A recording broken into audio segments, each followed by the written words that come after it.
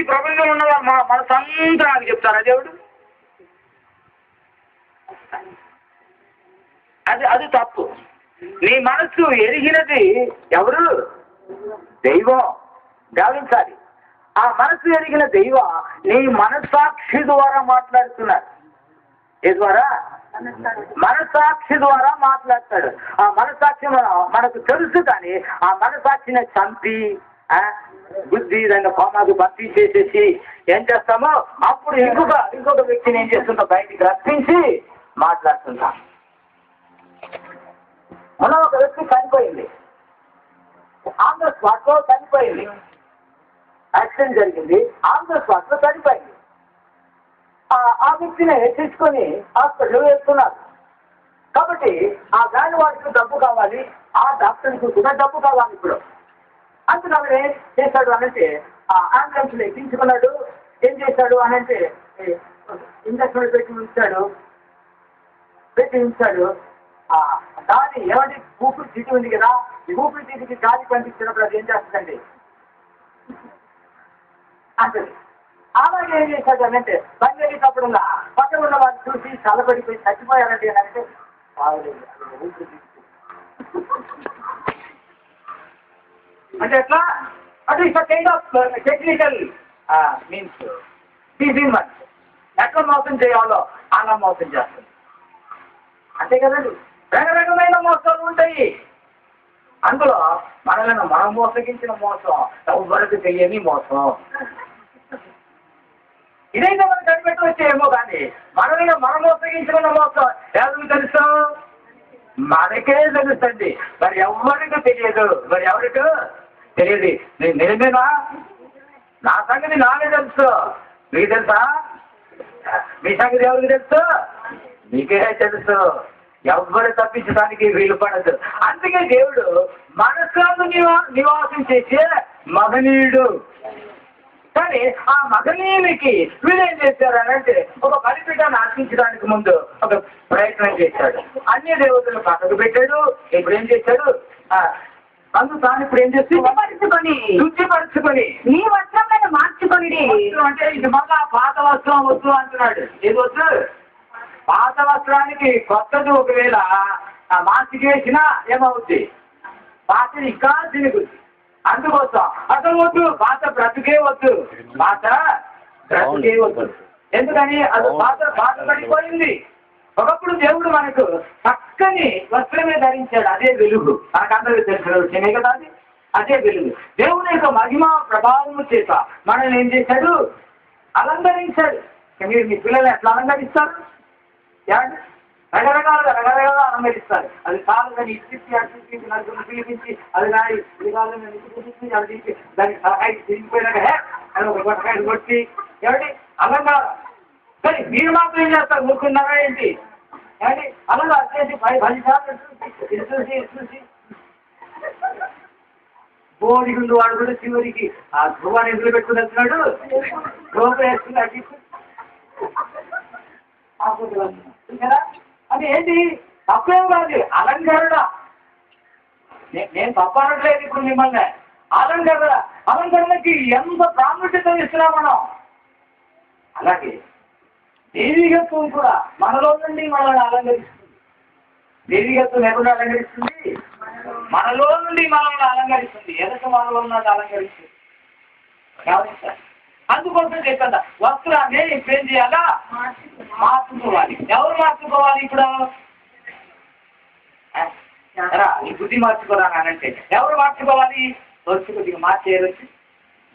మన వాళ్ళు కాలు తిరిగిస్తాడు, బుద్ధి మారినప్పుడు ప్రార్థన చేసి అంటే మరి ఎందుకంటే వాళ్ళు చాలా భక్తిమంతులు కనుక అంటే ఆ భక్తిని ఎట్లా చేస్తారనంటే వాళ్ళు బుద్ధి వచ్చినట్లుగా కొద్దిగా ప్రార్థన చేయండి. అది బుద్ధి వచ్చినట్టుగా చెప్తేనే వాడు వినట్లేదు కదా. బుద్ధి వచ్చినట్టుగా ప్రార్థన ఎవరు చేయాలి? ఇప్పుడు బుద్ధి ఎవరికి రావాలి? ఎవరు చేయాలి? బుద్ధి కావాలని వాడు చేయాలి.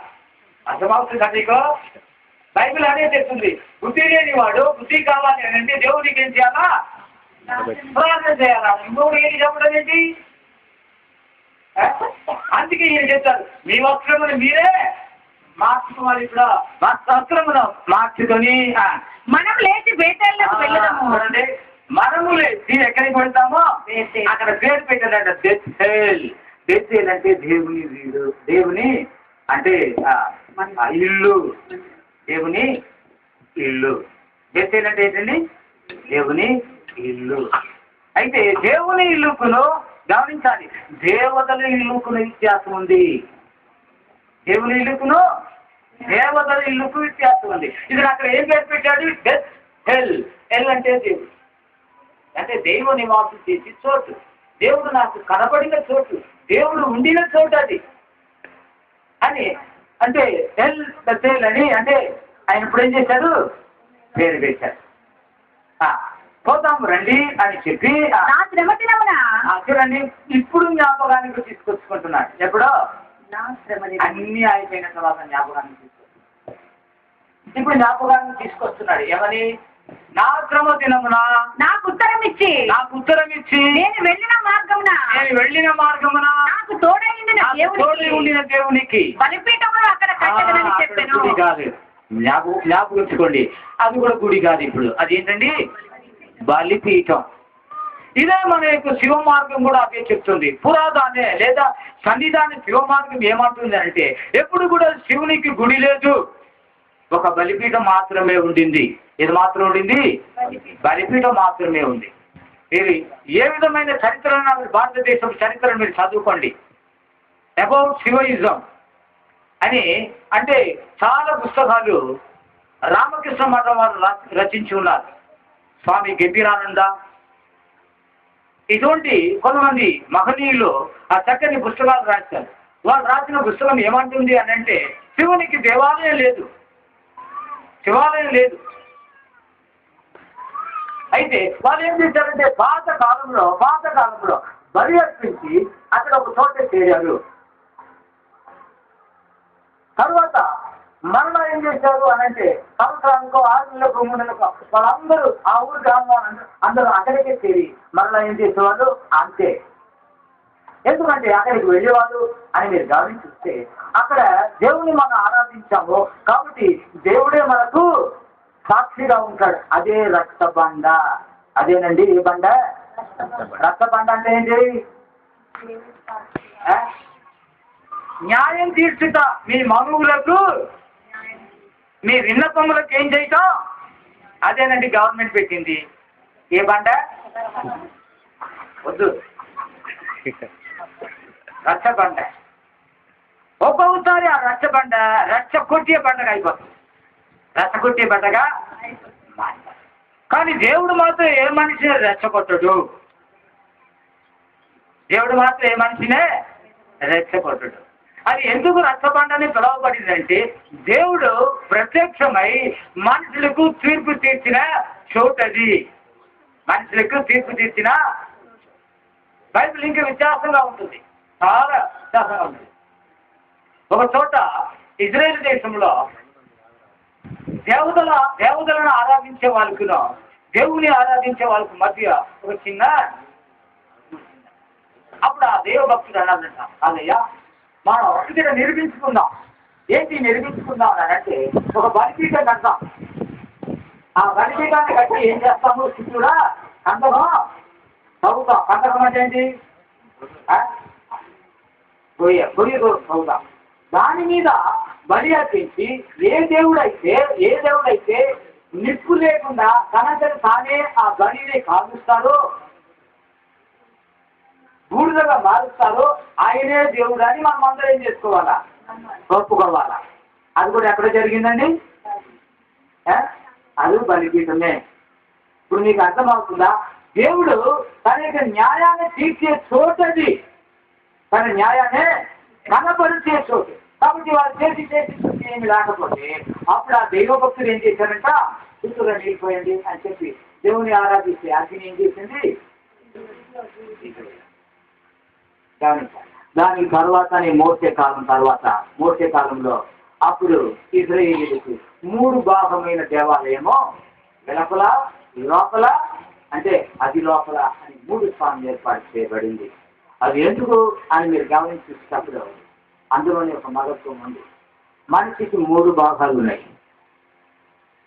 ఒకటి వెలుపల భాగం, శరీరం అంటున్నాం, దేహం. లోపల భాగం అంతరాత్మ అంటున్నాం, అంతరంగ పురుషుడు అంటున్నాం. అంటే ఈ అంతరంగ పురుషుడుకును ఈ దేహానికి ఏమండి జీవం ఇచ్చిన కర్త ఎవరు? ఆయన ఇది దాటి 3వ చోట్ల ఉంది. ఆయన గమనించాలి. మనకు ఆత్మ అంటే అర్థం అవుతుంది, జీవాత్మ అంటే అర్థం అవుతుంది, దేహం అంటే అర్థం అవుతుంది. ఏమండి జీవాత్మ అంటే మనం ఏమనుకున్నాం? అంతరంగ పురుషుడు అంట. దేహం అంటే శరీరాంట. మరి ఆత్మ అంటే ఎవరు? దైవం. పూర్వం ఏకే ఆత్మవశి. పూర్వకాలం అందు మన యొక్క భారతదేశపు పురాణాలు రీతిగాను ఉపనిషత్తు రీతిగాను చెప్పబడిన మాట ఏంటంటే ఇదే ఆత్మవశి. పూర్వకాలంలో ఒకే ఒక ఆత్మ మాత్రమే నివసించింది. ఆ ఆత్మ సర్వమును ఏం చేసింది? సృజించింది. కనుక అట్లయితే దేవుడే సృజించాడు. ఆ సృజించిన దైవం ఎక్కడ ఉన్నారు అంటే దేవాలయంలో ఉన్నారా, బలిపీఠంలో ఉన్నారా, వేరెక్కడ ఉన్నారు అని ఒక చిన్న ప్రశ్న వేసుకున్నప్పుడు అది మనం ఏం చేయలేకపోతున్నాము. ఒకవేళ అది కాదండి నేను దేవాలయానికి వెళ్ళవచ్చు అని ఇప్పుడు పోట్లాడుకుంటున్నారు. నేను కూడా పూజారులమే, నేను వెళ్ళవచ్చు అని ఇప్పుడు ఏం చేస్తున్నారు? ఓకే అందరూ వెళ్ళవచ్చు, కానీ అన్ని దాటి లోనికి వెళ్ళగలుగుతావా? నేను అడిగే ప్రశ్న. దేవుడు ఇప్పుడు ఎక్కడ ఉన్నాడు? గర్భాలయంలో ఉన్నాడా? పరిశుద్ధాలయంలో ఉన్నాడా? పరిశుద్ధాలయానికి వెలుపల ఉన్న ప్రధానంలో ఉన్నాడా? దేవుడి శరీరంలో ఉన్నాడా? అంతరాత్మలో ఉన్నాడా? అంతరాత్మని దాటి ఉండిన వ్యక్తి. కాబట్టి నేను భక్తుడు అయిపోయాను, శరీరానికి అన్ని రాసుకున్నాను. ఏం రాసుకున్నామండి? నేను పరిశుద్ధుడు అయిపోయాను, బూడిద రాసుకున్నాను, అదన రాసుకున్నాను, లేకపోతే ఏదో కుంభ రాసుకున్నాను, లేకపోతే ఏదో రాసుకున్నాను. దేనికి రాసుకున్నాను? పాతకాలంలో బలి అర్పించిన తరువాత ఆ బలి పశు యొక్క బూడిదని రాసుకున్నారంట. మన భారతదేశం చట్ట ప్రకారం కానీ పురాణాల ప్రకారం కానీ ఇజ్రాయేల్ యొక్క నిబంధనల ప్రకారం కానీ బలి అర్పించిన తర్వాత మిగిలిన బూడిద ఉంది కదా, ఆ బూడిదని ఏం చేసుకున్నారు? రాసుకున్నారు. సందేహం ఉంటే ఒకసారి చదవండి. హెబ్రేయులకు రాసిన పత్రిక 9వ అధ్యాయము 13-14 వాక్య భాగాన్ని చదువు.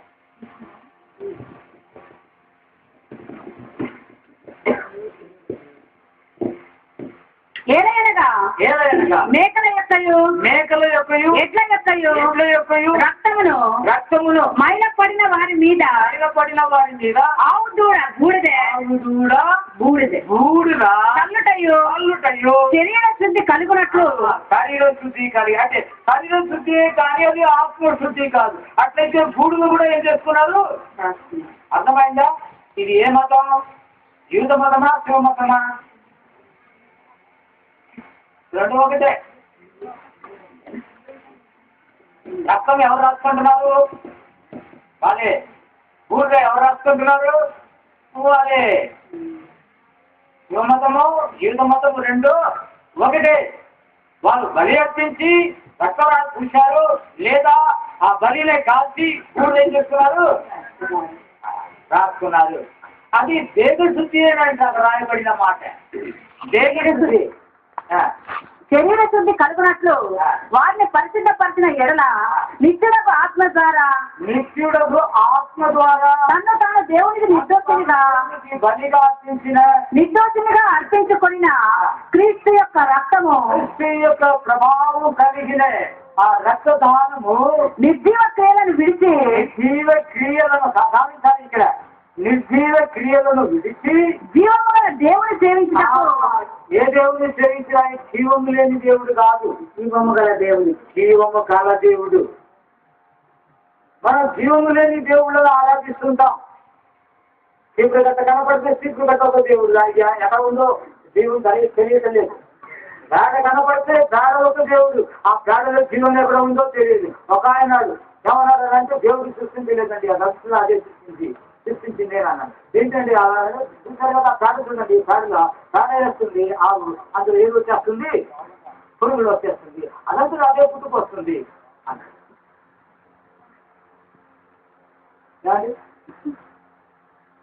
ఆయన కూడా సాగు అక్కడ అదే ముందుకు వస్తుంది.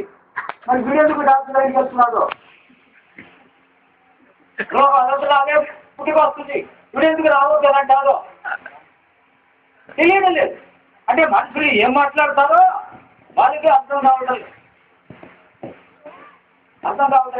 మళ్ళీ బయట దేవుడు ఒక్కరు ఉన్నారు, ఆయన ద్వారా అందరూ సృష్టించారు. దేవుడి ద్వారా అందరూ సృష్టింపబడింది అంటే దేవుడు పాపాన్ని సృష్టించాడా?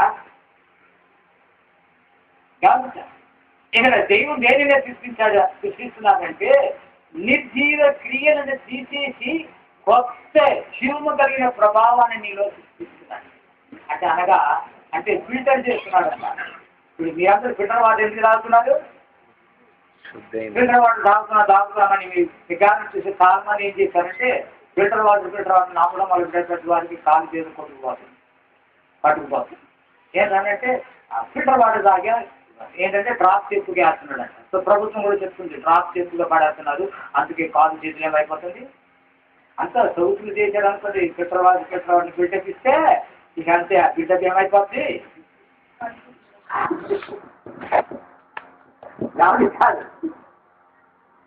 దైవ కృప మనకి కావాలి. ఏది కావాలి? ఇది దేవుని అనుగ్రహం ఏంటి అని మీరు గమనించి చూస్తే శుద్ధ మనసాక్షినే కలుగ చేస్తుంటుంది. నిర్జీవ క్రియల నుండి సజీవ క్రియలకు మనల్ని తీసుకువస్తుంది. అందుకోసమని వారు ఏం చేశారంటే ఆ విధమైన కార్యక్రమాన్ని చేసిన రక్తము ఏమంటే రక్తము బూడిద మనకి ఇవ్వగలుగుతుందా? ఇవ్వలేదు. అందుకోసమే యేసు ప్రభు ఏం చేశారంటే ఆ యెరూషలేము దేవాలయాన్ని చూసి ఈ ఆలయం ఏమైపోద్ది, ఒక్క రాయి మీద ఒక్క రాయి, వాళ్ళకి కోపం వచ్చింది. ఏంటి 40 సంవత్సరాలుగా కట్టిన ఈ ఆలయాన్ని అంటే ఒక రాయి మీద ఒక రాయి లేకుండా ఏం చేస్తావు, పడిపోతుంటావా అని చాలా కోపం వచ్చేసింది. ఈ కాంతులని ఈ కాలంలో చాలా కోపం వచ్చేస్తుంది. ఏంటి మా దేవుడిని తిడతావా? మీ దేవుడు ఏంటి, ఇంకొకరు దేవుడు ఏంటి? దేవుడు ఒకడేయా. దేవుడు నీకు జాతికి ఒక దేవుడు పెట్టుకున్నావేమో, కాదు, అందరికీ ఒకరే దేవుడు. That is only one God. ఆ ఒక్క దేవుడు ఎక్కడ ఉంటాడు అని గ్రంథం చెప్తుంది, మన భారతదేశపు గ్రంథం. కొంచెం మంచిగా చదివి చూసుకుంటే దేహే దేవాలయ. చదువుకునే వాళ్ళు కొంచెం మంచిగా చదువుకోండి. యాజకులైన వాళ్ళు మంచిగా ఖచ్చితంగా సత్యం చెప్పండి. పూజారులైన వారు నిజమైన సత్యాన్ని చెప్పండి. దేహే దేవాలయ. ఒకవేళ మీరు పురాణాలు గ్రంథాలు ఉపనిషత్తులు మీరు ఒకవేళ బోధిస్తుంటే భగవద్గీత ఏం చెప్తుంది? 10 అధ్యాయంలో ఏమండి, అహం బ్రహ్మాంతి, నిర్గుణ బ్రహ్మం గమనించాలి. అంటే బ్రహ్మకు ఏ రూపమో లేదు. అహం బ్రహ్మాంతి ఎక్కడ ఉన్నారు? లోపల ఉన్నారు అని చెబుతుంది. మీరేమో బయట ఉన్నారు, రాళ్ళలో ఉన్నారు, రప్పలో ఉన్నారు, గుట్టల్లో ఉన్నారు, చెట్టుల్లో ఉన్నారు, పుట్టల్లో ఉన్నారు అని అంటే అది సరిపోయేది కాదు కదా. నిజం మనం అర్థం చేసుకోవాలి. అందుకోసం దేవుడు అంటే యాకోబుకి ఏం చెప్పారంటే అన్యాయంగా బలిపీఠం కట్టావు కదా, అక్రమమైన బలిపీఠం కట్టావా? కాదు, నిజమైన బలిపీఠాన్ని కట్టడానికి నీ బయలుదేరి రమ్మంటే అప్పుడు ఆయన అన్నిటినీ తీసేసేసి అక్కడ పేరు పెట్టాడు, ఎల్ బెతేల్ అని ఏం చేశాడు. ఇది దేవుని యొక్క. అయితే దేవుని యొక్క ఇల్లు అంటే దాన్ని మీరు తెలుగులో ఏమంటారు? కోవిల్ అంటారు అనుకుంటా. కోవిలన్నా ఇందులో కూడా తెలుగులో కూడా కోవిల్ అనే పదం తమిళముల నుండి ట్రాన్స్ఫర్ అయ్యి తెలుగుకి వచ్చింది. కోహిల్ అంటే ఏంటి అనంటే కో అంటే రాజా, ఇల్లు అంటే అంటే ఇల్లు, రాజా యొక్క ఇల్లు. రాజభవనం, రాజా ఒక ఇల్లు. అది తెలుగులో కోవిల్ అని వచ్చింది. అది అది అంటే ట్రాన్స్ఫర్ అయి వచ్చింది అన్నమాట. అయితే మీరు చూడాలి, అంటే ఏ రాజా యొక్క ఇల్లు ఏమండి గమనించాలి కదా. ఏ రాజా అయినా నిత్య కాలంలో ఉండటంట. రాజులకు రాజా ఇల్లు ఏది అని మీరు గమనించు. మీరు దేవుని ఆలయమే ఉన్నారని కొరింథీయులకు రాసిన పత్రిక 3వ అధ్యాయం 16-17 వాక్య భాగాన్ని చదువుదాం.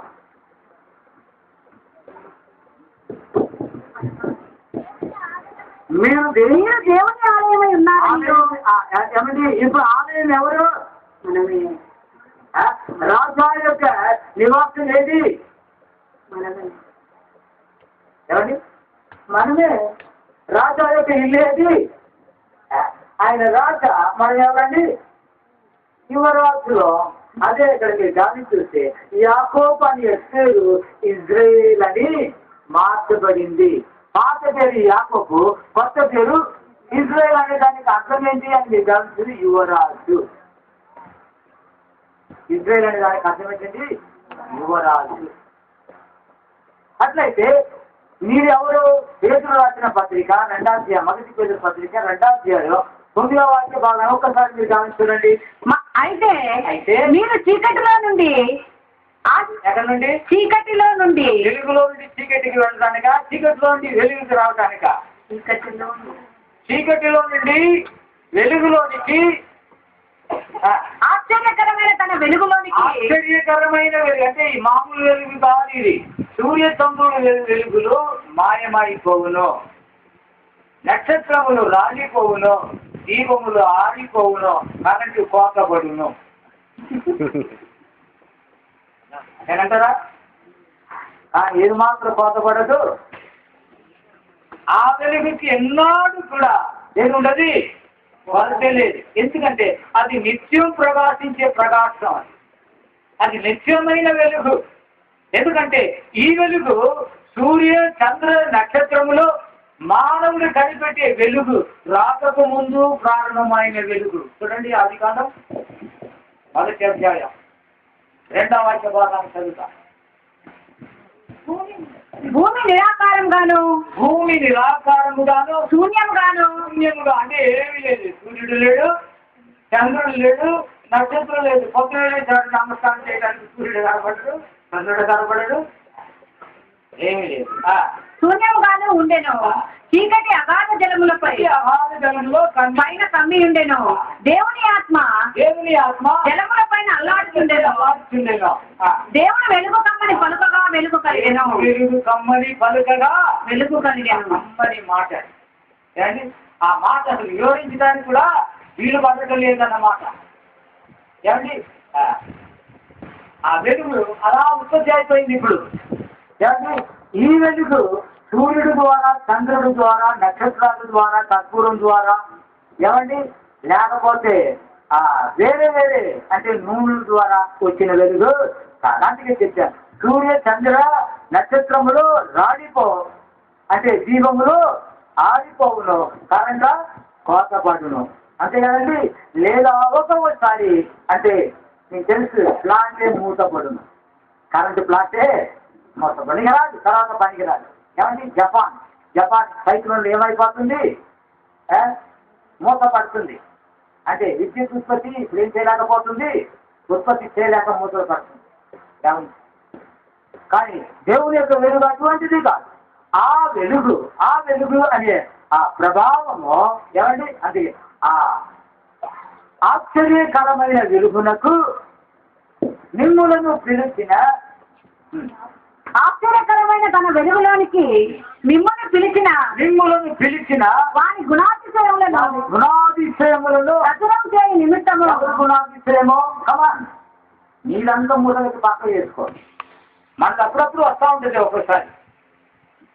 ఎందుకంటే మనుషులు కాబట్టి మానవ స్వభావం వస్తూ ఉంటుంది. దాన్ని ఏం చెయ్యి, అక్కడికక్కడ కట్ చేయి, ప్రయత్నం చేయాలి, కట్ చేయాలి. చేసి దాన్ని పక్కకు నెట్టేసి ఎవరు గుణాలను బయటికి తీసుకురావాలి?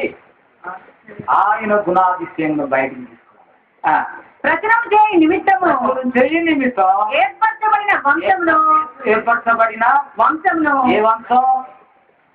రాజులైన యాజకులు మీరు అడుగుతారు కదా, ఏ జాతి, జాతిలో ఏ వంశం అడుగుతారుగా? అడుగుతారా లేదా? మీరే చెప్పండి. ఫస్ట్ ఏం అడుగుతాడు? జాతి అడుగుతాడు. జాతి తర్వాత ఏం అడుగుతాడు? మీరందరూ ఏ జాతి, ఏ వంశం చెప్పండి. మీరు ఏర్పరచబడిన వంశం.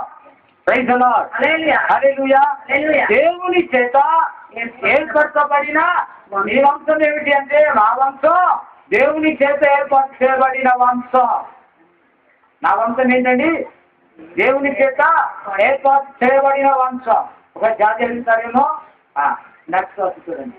యాజకులైన రాజులైన యాజక సమూహమును రాజులైన రాజు అంటే ఎవరండి? పరిపాలించే ప్రాముఖ్యత కలిగిన వ్యక్తి రాజు. దాని తర్వాత ఏమొస్తుందండి? యాజక సమూహం అంటే ఉపనిషత్తు, అంటే ఉపదేశించే, అంటే గురుభక్తిని గురించి చెప్పే వర్గం అంట. ఏ వర్గం? నా వంశం, నా జాతి. నా వంశం, మరి మీ వంశం, మీ జాతి ఏది?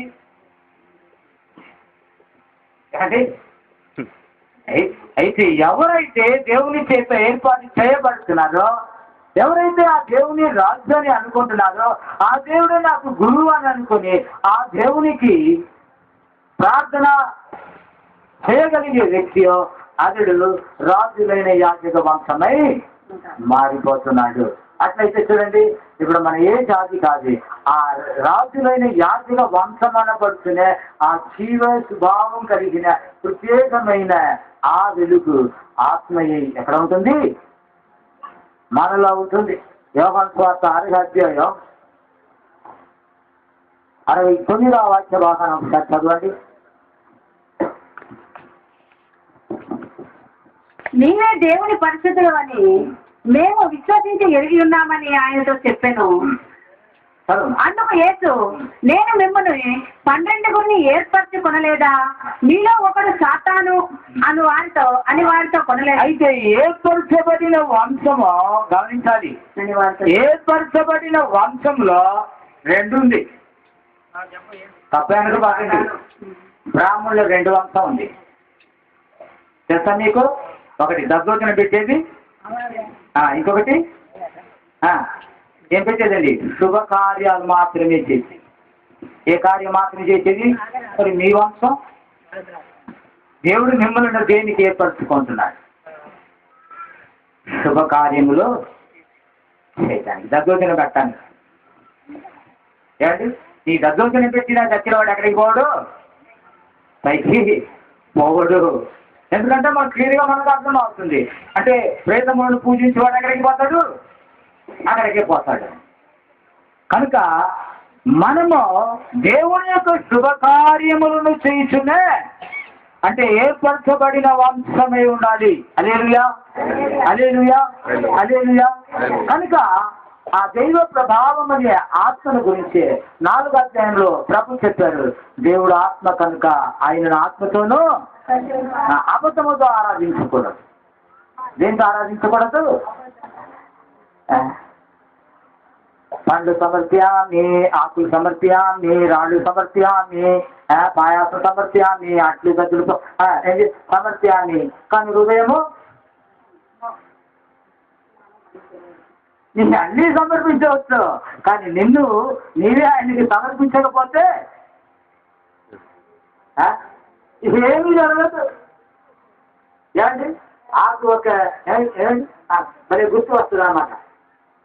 అంటే పండ్లు సమర్ప్యామి అంటే పత్రి అంట, పత్రి సమర్ప్యామి అంటే ఏంటి? ఆకట ఒక ఆవు వచ్చింది అనుకోండి, గడ్డి సమర్ప్యామి. అసలు వీటన్నింటికి సమర్పించింది ఎవరు? గడ్డి తినమని ఆవుకు ఇచ్చింది ఎవరు? ఆయన నీ దగ్గర కోరింది దేన్నే? నిన్ను నీవే నాకు అర్పించు. అది యేసుప్రభువు కోరింది. అంటే నీ హృదయమును నాకు అర్పించు. నీ హృదయమైన కలుపు దగ్గర నేను నిలబడ్డాను, తట్టుతున్నాను. ఎందుకని నేను ఆత్మస్వరూపి, నీలో నివాసము చేయవలసిన దైవం. అంతేకాదన్నమాట. దేవుని ఆత్మ. కొరింథీయులకు రాసిన పత్రిక, మొదటి కొరింథీయులకు రాసిన పత్రిక 3 అధ్యాయం 16-17 చదవాలి.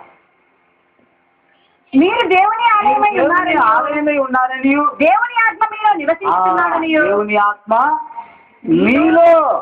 అంతేగాని దేవుని ఆత్మ ఎక్కడ నివసించదు? గాడిదలో, కుక్కలో నివసించదు. దానికి కారణం ఏంటంటే భగవద్గీత ఒక మాట అన్నది, అంటే మానవ అవతారి వచ్చిన నన్ను, అనగా అవతారి వచ్చిన నన్ను ఈ ప్రజలు ఏళనంగా మాట్లాడుతున్నారు. అనంటే ఇక్కడ మీకు ఏళనంగా ఎవరన్నా మాట్లాడతారు? చెప్పండి మీరే. ఒక మనిషిని మీరు ఏళనంగా అనాలంటే ఏమంటారు? మీరే చెప్పండి. అరే పశువు ఎల్రా అన్న, అది ఏళన. అరే గాడిదే ఎల్రా అన్న, అది ఏళన. అంతేనా? అరే దునపత ఏళ్ళు, అరే కోతి ఏంట్రా, అంత ఏళనమా కాదా? ఎవరు ఏళనం చేస్తారు? అనగా ఇటువంటి ప్రజలు నన్ను అవతారం ఎత్తిన వాడిగా, అనగా కొత్త అవతారం ఎత్తిన వాడిగా ఏళనం చేస్తున్నారు. కానీ నేను ఎత్తింది ఒక అవతారమే. నేను ఎత్తింది మానవ అవతారమే, వేరే అవతారం నేను ఎత్తలేదు. తెలియని వాడు అంటే ఈలో నన్ను ఏం చేస్తున్నాడు? గరుడ అవతారం ఇచ్చాడు, కుక్క అవతారం ఇచ్చాడు, సునగ అవతారం ఇచ్చాడు, బాణ అవతారం ఇచ్చాడు, ఆ అవతారం ఇచ్చాడు, ఏ అవతారం ఇచ్చాడు అని ఏళనం చేస్తారే కానీ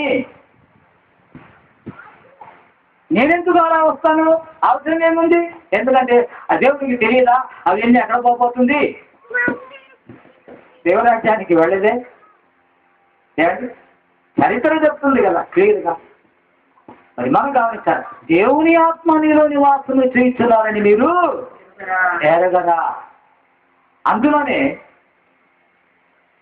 6వ అధ్యాయం 16-17 భాగాన్ని చదువుదాం సార్. వేశ్యతో కలుసుకునేవాడు దానితో ఏకదేహి అయి ఉన్నాడని మీరు ఎరుగరా? చాలు. ఇక్కడ వేశ్య గురించి చెబుతున్నాడు. వేశ్యంతో మనకు అందరికీ తెలిసిన విషయమే. పరమాత్ముని సాక్షార్థం అని బ్రహ్మకుమారి వారు మఠం ఒక పుస్తకం రాసింది. ఆ పుస్తకంలో వాళ్ళు ఏం చేశారంటే ఏకదేవుని మాత్రం కొలిచే వాళ్ళు మాత్రమే వాళ్ళు పుణ్య పురుషులు లేకపోతే పుణ్య స్త్రీలు. అది మీ భాషలో సంసారులు ఏమంటారు? అదే సంసారి అంటే ఎవరండి? ఒకే ఒక దేవుని ఆరాధించేవాడే సంసారి అంట. నేను చెప్పలా, ఎవరు చెప్తున్నారు?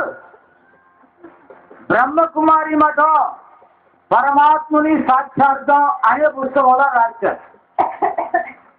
ఒకరికి మించి దేవుళ్ళను ఆరాధించేవారు వేసి మార్గము అని వాళ్ళే రాశారు.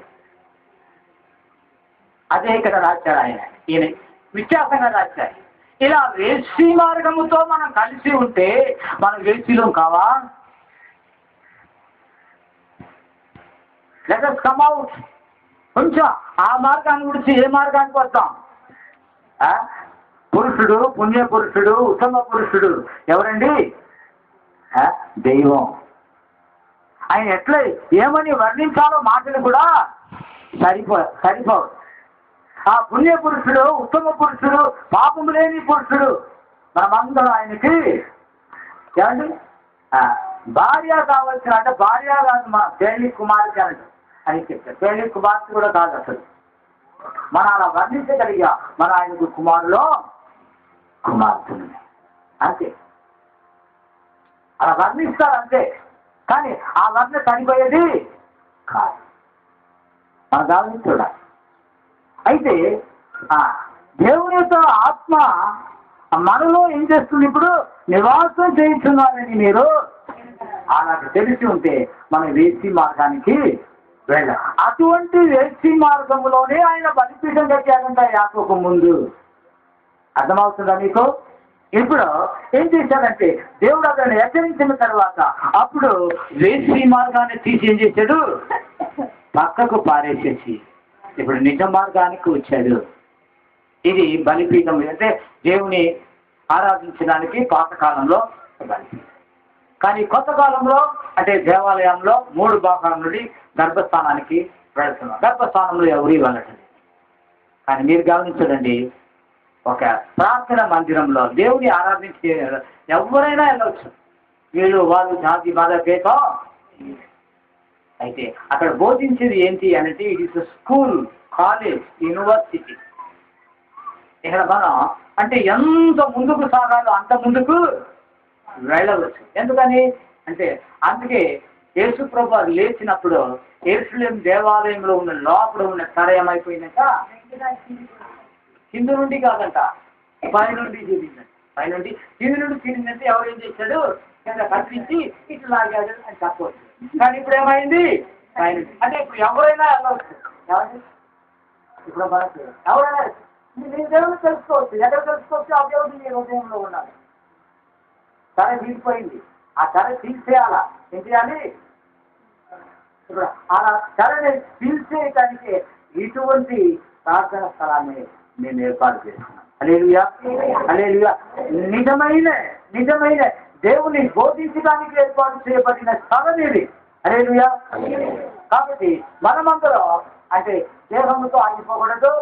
ఏమండి, అందరాత్మని కూడా అక్కడితో ఆగిపోకూడదు. ఈ అందరాత్మని సృష్టించిన దేవుడు ఎవరు నేను తీసుకోవాలి అనువచ్చినట్టే అప్పుడే నీవు గర్భస్థానంలో ఏం చేశావు, ప్రవేశించినట్టు. హల్లెలూయా. కాబట్టి వాటిని బోధించడానికే ఇటువంటి చిన్న ప్రార్థన స్థలాన్ని మేము ఏర్పాటు చేసుకున్నాం. హల్లెలూయా. మీకు అఫ్కోర్స్ మీరు అందరూ చాలా వరకు మీరు ఏం చేసి ఉంటారు, కష్టపడి ఉంటారు. ఇది చాలా ఆశ్చర్యకరంగా ఉంటుంది. పోయిన ఇదే అంటే ఇది 9వ తేదీ, పోయిన నెల 29వ తేదీన ఇటువంటి ఒక ప్రార్థన మందిరాన్ని ఏం చేశాను అంటే ప్రదర్శించి వచ్చాను అన్నమాట. అది దాదాపు అంటే భూమిలో నుండి ఒక 100 అడుగులు పైన కొండల్లో కట్టబడింది అన్నమాట ఆ దేవాలయం. అక్కడ కూడా నేను మీకు ఇట్లా ప్రసంగం చేసినట్లుగానే ఆ క్రైస్తవ దేవాలయంలో నేను ఇదే ప్రసంగం చేశాను. ఇది కాదు దేవాలయం అంటే మీరు ఎక్కడికి వచ్చి ఆగిపోతున్నారు, దేవాలయంలో వచ్చి ఆగిపోతున్నారు. కానీ ఎక్కడికి వెళ్ళాలి, వెలపుల వెతుకువాడు వెరివాడు, వెలపుల వెతుకువాడు వెరివాడు, లోపల వెతుకువాడు మంచి. లోపల పెట్టుకొని వెలపల వెతుకువాడు. కాబట్టి లోపల దేవుడు ఉన్నాడని మేము చెప్పడానికి ఈ చిన్న స్థలాన్ని మేము ఏర్పాటు చేసుకున్నాము. కాబట్టి మనం దేవుని కనుక్కుందాము, ముందుకు సాగుదాము. ఆ జీవ ప్రభావాన్ని, ఆ వెలుగుని, ఆశ్చర్యకరమైన ఆ శక్తిని మనలో నుండి బయటకు వచ్చినట్లుగా మనం ప్రయత్నం చేద్దాము. ఈ క్రాంతి ఏం చేయాలి, ఎదుట వాళ్ళని కూడా అవును మనం ఒకప్పుడు బొగ్గే, కానీ అగ్నితో చేస్తే మనం ఏమవుతామో ఏమండి, నిప్పు అవుతాం. నిప్పులో ఏది వస్తుంది, జ్వాల వస్తుంది. జ్వాల ఎంత దూరం వెళ్ళుద్ది, జ్వాల నుండి ఏం వెళ్ళుద్ది, ఏమండి జ్వాల నుండి ఏం వెళ్ళుద్ది చెప్పండి, వేడి. ఏమండి ఏం వెళ్ళుద్ది, సూర్యుడు పైన ఉన్నాడు. సూర్యుడు అంటే మండుతున్నా అగ్ని. ఆ కిరణాలు ఎక్కడికి వచ్చినాయి, ఆ వేడి ఎక్కడికి వచ్చింది, అదే మండుతున్న దేవుని అగ్ని ప్రభావం మనలో మండాలి. అది జ్వాల అవ్వాలి, అది ఏమైపోవాలి, వ్యాపించాలి. అది ఏమైపోవాలి, ఆ వెలుగులోనికి, ఆ తెగలోనికి వచ్చేవాళ్ళు పాపం దగ్గించబడుతుంది, వాళ్ళ కన్నులు వెలుగపడుతుంది. వాళ్ళు ఏ మార్గంలో నడుస్తారు, జీవ మార్గంలో, వెలుగు మార్గంలో నడుస్తారు. ప్రభువులను దీవించిన కాక దేవునికి మహిమ కలుగుగాక. దేవునికి స్తోత్రం. హల్లెలూయా. అది చక్కటి మాటలు మీరు విని ఉన్నారు. మళ్ళీ ఒక మాట మనం ఇది స్థలాన్ని అలాగే ఈ ప్రాంతాన్ని ఒకసారి మనం గమనించి చూస్తే ఇక్కడికి వచ్చినప్పుడు ఇదంతా ఒక అడవి, అన్ని పెద్ద చెట్లు. మేము అట్లా రోడ్డు మీదకి వచ్చినప్పుడు నాతో పాటు యవనస్తులు కూడా వచ్చారు. చూస్తే ఇది ఏంటిది చాలా పక్కన ఉన్నాను. ఆయన అమ్మినైనా పక్కనే మన దగ్గర శిరీష మనకు అందరు కూడా తెలుసు. మళ్ళీ వాళ్ళంతా కూడా బట్టలు ఉతుకుతారు చాకలోళ్ళు. మళ్ళీ వాళ్ళ తాతయ్య గారు ఎప్పుడు అనేవారు, అమ్మగారు ఏదైనా ఉంటే మీరు తీసుకుంటారా, ఏనుకోకి వెంటనే ఏనుకోకి మీద నుండి పుల్లూరు వెళ్ళడం జరిగేది. దేవుని మహిమ కలుగుగాక. దేవుడు ఒక ద్వారం తెచ్చాడు. అయితే ఇక్కడికి ఎవరు వస్తారు ఇంత మూల? అది కూడా మీరందరూ కూడా వస్తే మీకు తెలుసు, ఇది ఇంత మూల లోన ఎత్తుకుంటూ రావాలి. నిజంగా దేవుని యొక్క సత్యాన్ని, దేవుడు అనేవాడు ఉన్నాడా? ఉంటే అసలు సత్యం ఏంటి? ఆ సత్యం చెప్పే మాటలు ఎక్కడ ఉన్నాయి? దైవం మనకెందుకు అని ఒక ప్రశ్న వేసుకుంటే ఈ భూ ప్రపంచంలో సర్వ మానవులు కూడా ఆపద వచ్చినప్పుడు దేవుడు వేసుకుంటారు. ఏ విధమైన దారి కనబడకపోతే, ఎవరు సహాయం చేసేవాళ్ళంటూ కనబడకపోతే అప్పుడు దేవుడు ఉన్నాడా? ఉంటే ఎక్కడ అని ఒక ప్రశ్న వస్తుంది. లేదా భయ ఆందోళన కలిగించే ప్రతి మానవుడి వెంటాడేది మరణము. చిన్న పిల్లవాడి దగ్గర నుండి పెద్దవారు వరకు కూడా ఏంటండి? భయము, చనిపోతారేమో, ఏమైపోతుందా అని. క్షణము మానవుడు బ్రతికి బతకస్తున్నాడంటే ఊపిరి, మీరు తీర్చే ఊపిరి చూసారా? ఆ ఊపిరి కూడా దైవాన్ని. ఈ సర్వము ఆయనదే. చక్కటి మాటలు మీరు విని ఉన్నారు. మళ్ళీ అంతగా దైవం మనల్ని ఇంతగా ప్రేమించి, ముఖ్యంగా ఏర్కోట్ ప్రాంతాన్ని కూడా ఎంత ప్రేమించి ఉంటే అది ఇంత దూరం రావాల్సిన అవసరం ఉంది. అంత పెద్ద అయ్యగారు మళ్ళీ మీరందరూ కూడా వచ్చారు.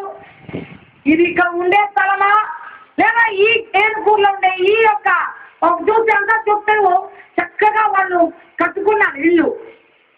ఇంత బురదలో వాళ్ళు ఎలా ఉంటున్నారా అని అనిపిస్తుంది నాకు. మరి ఎవరసలు చాలా మంది ఒక 2-3 రోజులే వచ్చి చేశారు. వాళ్ళకి స్పందన ఎలా ఉందో నాకు తెలియదు, నేను అడగలేదు. కానీ మొదటి రోజు నుండి ఈ రోజు వరకు మీకు అందరికి కూడా తెలుసు. ప్రకాష్ మరి తను బాలాన్ని మొత్తం కూడా దేవుడి మీద వేసి ఏదైనా దేవుడే నడిపించాలి మేడం, దేవుడే నడిపించాలి. ఎందుకంటే మీకు అందరూ తెలుసు దాదాపు కొన్ని వారం రోజుల నుండి వృష్టి వర్షాలు. చెప్పాలంటే ఈశ్వరమ్మ వాళ్ళ ఇంటికి వచ్చినప్పుడు ఈశ్వరమ్మ వాళ్ళ ఆయన అన్నాడు, ఏమవుతుందో అమ్మగారు. ఇంకా ఆమె లేదు, ఆమె ఎక్కడ పోయారు? భద్రాచలం వెళ్ళారట. అయ్యో లేరా అండి అని. అంత పున్న అసలు ఎలా అవుతుంది? టైం అయితే చెప్పేశా. ఇప్పుడు ఒక కాలం ఒక వారం రోజుల్లో పొడిగిద్దామా అనుకుంటే లేదు ఎలాగని ఈ రోజు అనుకున్నాం, ఈ రోజు అవ్వాల్సిందే అన్నాడు ప్రకాష్. మరి మొత్తం దేవుడి మీద భారం వేసి మన వర్షం 2-3 రోజులు కొంచెం ఎండ వస్తే బాగుంది. ఎందుకంటే అంత నిమ్ము పట్టే సున్నం వేయాలన్నా అక్కడ కష్టమే. అలాంటిది ఇక్కడ దేవుని సత్యం ప్రకటింపబడాలంటే ఇంత మూలలో నిజంగా హృదయంలో ఆశ ఉంటే, ఏమంటే అందరికీ ఆశ లేనివాడు అంటే ఎవరు లేదు, ప్రతి వాడికి ఆశ. మీ ఆశ ఏం చెప్పండి? నాకు తెలియదు. ఒక్కొక్కరు అనుకుంటా, నా మనసులో అనిపిస్తుంది ఏంటంటే ఈ లోకంలో బాగా సంపాదించాలి, పెద్ద మేడలు కట్టాలి, విమానం కారుంటే హెలికాప్టర్ విమానం, అలాగా ఎన్నెన్నో చేసుకోవాలని ఆరాటపడుతున్నాడు. కానీ గ్రంథంలో మాట చెప్పబడింది 9వ అధ్యాయం 12వ వచనంలో ఏంటంటే మీ జ్ఞాని ఏమాయను, మీ జ్ఞాని ఈ భూలోక జ్ఞానము మానవుడికి అంతుపట్టని ఎంతో ఉంది. ఆ జ్ఞానంతో ఎన్నెన్నో తయారీ అవుతున్నాయి. మానవుల జ్ఞానం కూడా అది దేవుడిచ్చిందే, కానీ అది దేవుడికి కొంచెం తేడాగా సత్య సంబంధమైనది కాకపోయినా తను అమర్చుకొని ఎన్నెన్నో చేసుకుంటున్నారు. ఇందాక చెప్పారు పవరు కట్టు. మానవుడు తయారు చేసుకుని ఎన్ని ఉన్నా ఆ కరెంటు ఉంటేనే ఏదైనా పనులు తయారు చేయటానికి ఉంటుంది. ముఖ్యంగా ముందు మానవుడికి అవసరమైనది నీళ్లు. మరి ఆ నీళ్లు రావాలన్నా, పైకి రావాలన్నా అది మిషన్ పెట్టి మోటార్ పెట్టి ఎలా వల్ల నీళ్లు బయటికి తీసుకొస్తారు. కానీ ఇవన్నీ కట్ అయిపోతుంటాయి. నీళ్లు అంటే పంచభూతాలతో చక్కని పాట కట్టారు అయ్యగా. అంటే పంచభూతాల్లో ఉన్నది ఒకటి నీళ్లు, భూమి, ఆకాశము, అగ్ని, సూర్యుడు, వేడి. అంటే ఆ వేడి కూడా సమపాలుగా మానవ ప్రపంచాన్ని అందరికీ వేడిని అందిస్తూనే ఉన్నాడు దైవం. నువ్వు దేవుడాలు పిలిచినా పిలవకపోయినా, నువ్వు ఏ కులం, ఏ గోత్రం, ఏ మతానికి సంబంధించిన లోకం ఏర్పరిచిన వాటిలో ఉన్నా ఆయన అందరికీ ఒక్కడే, అందరినీ ప్రేమించేవాడు. అందరూ ఆయన విడవై ఉన్నారు. కావాలన్నా వద్దన్నా చూడడం మనందరూ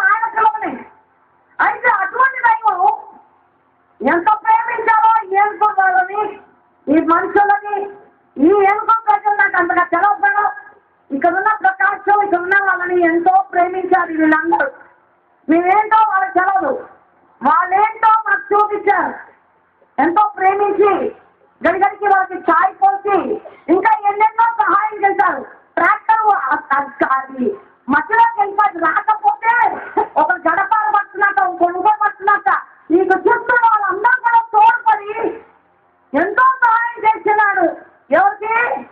మన ప్రకాష్కు. అంటే ప్రకాష్ దేవుని యొక్క మాటని గ్రహించి దేవుడి మీద భావన ఉన్నప్పుడు దేవుడు అందరి హృదయాలను ఏం చేశాడు? స్పందింపజేశాడు. మరి ఇది కట్టాలన్నా కూడా మన వల్ల కాదు. అందుకే గ్రంథం ఉంది, యెహోవా కట్టించిన ఎడల కట్టువాడు ప్రయాసము వ్యర్థమే. మానవుడు ఎన్ని చేయాలన్నా మానవుల సాధ్యం కాదు. ఇది దేవుని దయా భిక్ష. నేను ఎప్పుడు అదే అనుకుంటా, ఆయన దయ. ఆ భిక్షాన్ని దేవుడు, దేవా నువ్వు మాకు మేము అడగకపోయినా, మేము దానికోసం కోరుకోకపోయినా నువ్వు దారిని చూపించావు.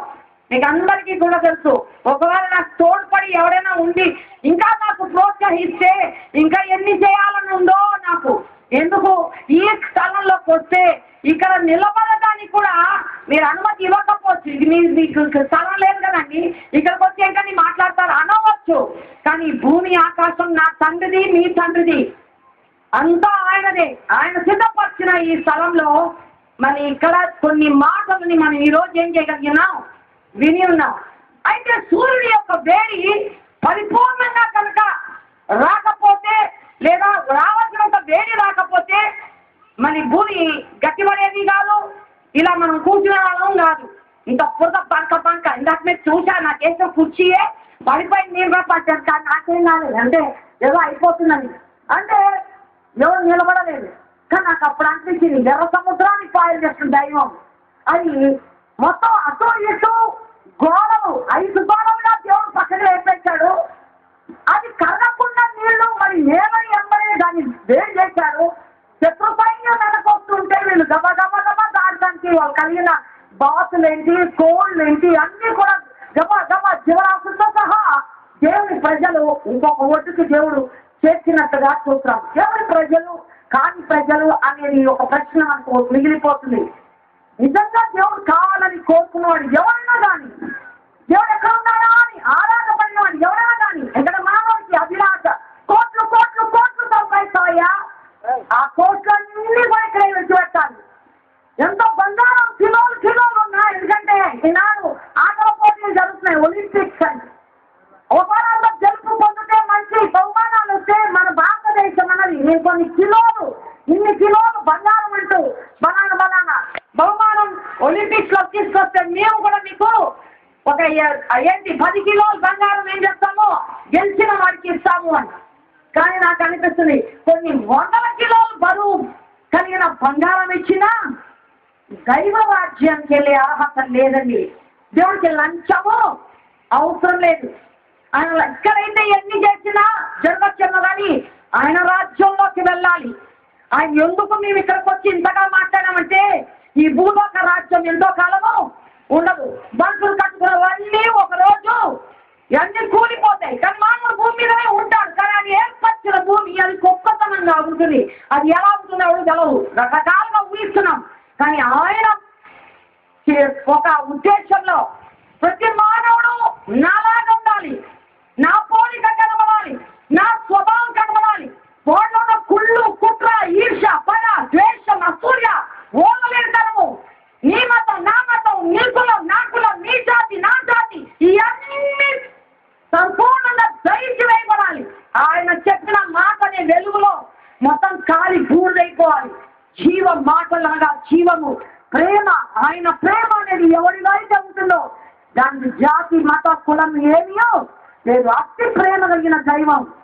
మానవ నాశనం చేయాలని ఆయనకి ఏమి ఇష్టం లేదు. ఒక దుర్మార్గుడైన కానీ మానవులని కోరుకుంటాడు, కానీ వాడు నాశనం అయిపోవాలని దేవుడు ఎన్నడూ కోరుకోడు. అటువంటి గుణాన్ని కలిగి ఉండాలని మనని ఏం చెప్పండి, మన కొరకు కూడా ఆయన ఎదురు చూస్తున్నాడు. అందుకే గ్రంథంలో ఒక మాట ఉంది, రోమిలకు రాసిన పత్రిక 8వ అధ్యాయం 28లో సృష్టి ఎంతో ఏకగ్రీవంగా ఏం చేస్తున్నదా, సృష్టి రక్షణ వేదన అంటే సృష్టి వేదన పడుతుంది, బాధపడుతుంది. అయ్యో ఈ మానవుడు ఎంత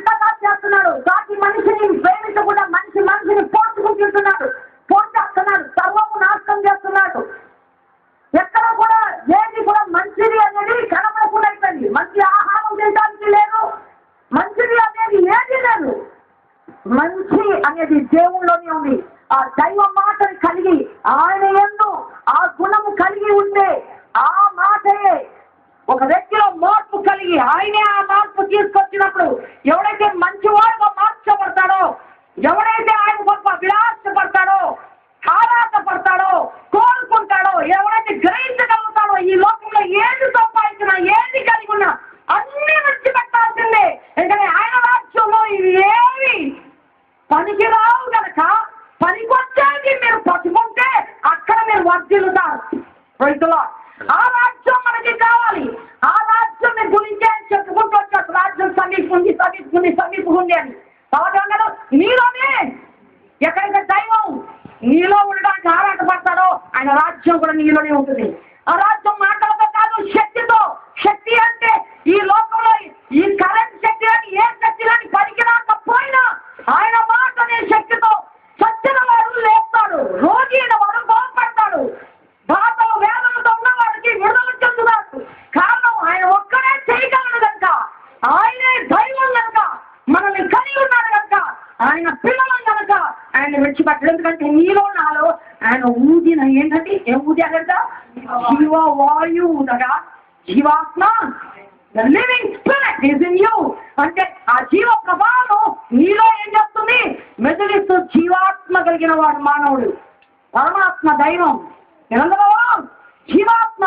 ఆ జీవాత్మలో బ్రతికి బతకడానికి దేవుడు ఈ లోకంలో వచ్చే ప్రతి సమస్యలు అడ్డుపడుతున్న దుష్టుడు, దురాత్మ, అపవాది, జగతత్వం, ఇంకా ఎన్నో పేరు అపవాది అనే దుష్టుడు మానవుడు మనస్సునే తోచేశాడట. దేవుడు అందుకే ఎంతో వ్యసన పడుతున్నాడు. గ్రంథంలో చూస్తే ఒక మాట ఉంది. ఆదికాండంలో 6వ అధ్యాయం 6వ వచనంలో చూస్తే ఆయన హృదయంలో ఎంతో నొచ్చుకున్నాడంట. ఈ మానవ జాతిని ఎందుకయ్యా పుట్టించాను అని సంతాపంలో ఉంది. అంటే సంతాపం అప్పుడు చేస్తారు, చచ్చిపోయిన తర్వాత చేస్తారు సంతాపం.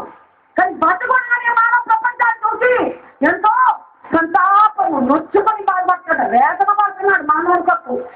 ఎప్పటికైనా వాడు నన్ను వెతుకుతాడా, నేనెవరా అని తెలుసుకుంటాను, ఆరాటపడతాడా అని దేవుడు ఎంతో ఆరాటపడుతున్నాడు. అందుకే మేము ఈ యొక్క ఏర్పూర్ ప్రాంతంలో దేవుడు మనకి ఈ విధమైన స్థలాన్ని ఇచ్చి ఇలాగా నిర్మించుకుంటానికి మనందరం కోరుకుంటానికి. ఇదేదో ఆలయం, ఇక్కడేదో చిలువ, ఇదేదో క్షేత్రపాలది కాదని. మేము ఏ మతానికి చెందిన వాళ్ళం కాదే కాదు. అలాగే ప్రభు కూడా మత బోధ చేయలేదు. మత బోధకుల్ని హెచ్చరించాడు, మతాన్ని బోధించాలి.